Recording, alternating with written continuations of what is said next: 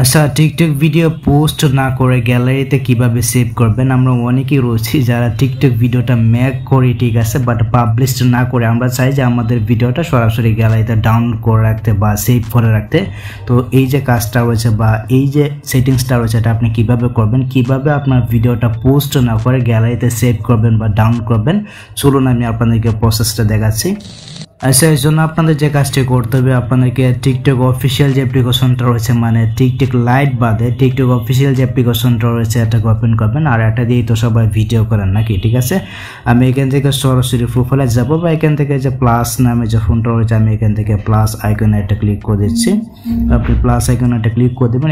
এইখান থেকে তো ভিডিওটা সকলে বানাতে পারেন। তো প্রথমে আপনাদেরকে ভিডিওটা বানাতে হবে। তো আমি আপনাদেরকে ভিডিওটা বানিয়ে তারপর আমি ভিডিওটা পোস্ট না করে সরাসরি ভিডিওটা গ্যালারিতে সেভ করবে, এটা আমি আপনাদেরকে দেখাবো। আর এটাই কিন্তু অনেকেই চান। আচ্ছা, দেখতে পাচ্ছেন এখানে কিন্তু আমি 6 সেকেন্ডের একটা ভিডিও মেক করলাম। অনেকেই চান যে এখান থেকে সরাসরি ভিডিওটাকে গ্যালারিতে সেভ করার জন্য এখান থেকে ফিল্টার দিয়ে তারপর ইফেক্ট দিয়ে অনেকে কিন্তু ভিডিও মেক করেন। অনেকেই চান না যে আমার ভিডিও আমি টিকটকে পোস্ট করে বা পাবলিশ করি।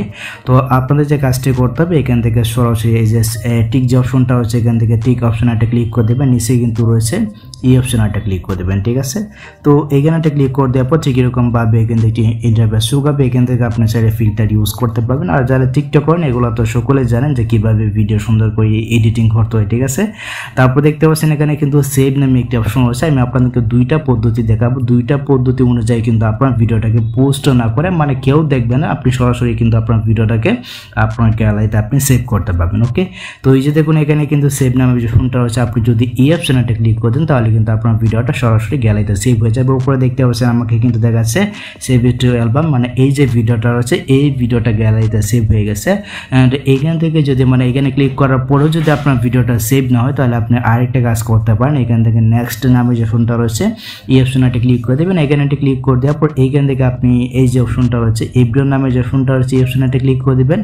দেন এখান থেকে আপনারটাকে অনলি মি করে দিবেন বা অনলি ইউ নামে যে ফোনটা রয়েছে এই অপশনটা ক্লিক করে দেন এখান থেকে আপনার যে ভিডিওটা রয়েছে আপনি জাস্ট এখান থেকে ভিডিওটাকে পোস্ট করে দিবেন। তাহলে কি হবে, আপনার যে ভিডিওটা রয়েছে আপনার ভিডিওটা কেউ দেখবে না, শুধুমাত্র আপনি দেখতে পাবেন। আর আপনি চাইলে কিন্তু এখান থেকে ইজিলি ভিডিওটাকে ডাউন করে ফেলতে পারবেন, ঠিক আছে। দেখতে পাচ্ছেন উপরে কিন্তু ভিডিওটা পোস্ট হয়ে গেছে। এখন যদি আমি এখান থেকে প্রোফাইলে আসি, এখানে আসার পর দেন এখান থেকে যদি আমি এই যে উপরে রয়েছে দেখতে পাচ্ছেন একটা লক অপশন রয়েছে, আমি যদি লক অপশন একটা ক্লিক করে দিই, এখানে একটা ক্লিক করে দিলে কিন্তু আমার যে ভিডিওটা রয়েছে আমার ভিডিওটা আমি দেখতে পাবো। তারপর ভিডিওটাকে প্লে করবেন। ভিডিওটাকে প্লে করার পর আপনি এখান থেকে এই যে থ্রি ডট যে আইকন রয়েছে এই অপশন একটা ক্লিক করে দেবেন। এখানে একটা ক্লিক করে দেওয়ার পর এই যে এখান থেকে সেই ভিডিও নামে যে ফোনটা রয়েছে এই অপশন একটা ক্লিক করে দেবেন। তাহলে কিন্তু আপনার ভিডিওটা আপনার গ্যালারিতে সেভ হয়ে যাবে, আপনার ভিডিওটা কিন্তু কেউ দেখতে পারবে না। তো এই হচ্ছে কি ব্যাপার। আশা করি আমি আপনাদেরকে বিষয়টা বোঝাতে পেরেছি যে টিকটক ভিডিও পোস্ট না করে গ্যালারিতে আপনি কিভাবে সেভ করবেন।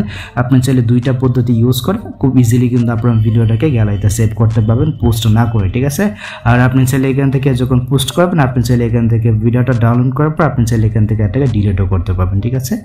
তো এই ছিল মূলত আজকের ভিডিও গাইস। যদি ভিডিওটা আপনাদের কাছে একটি হেল্পফুল হয়ে থাকে অবশ্যই ভিডিওতে একটি লাইক দিয়ে চ্যানেলটিকে সাবস্ক্রাইব করে নেবেন।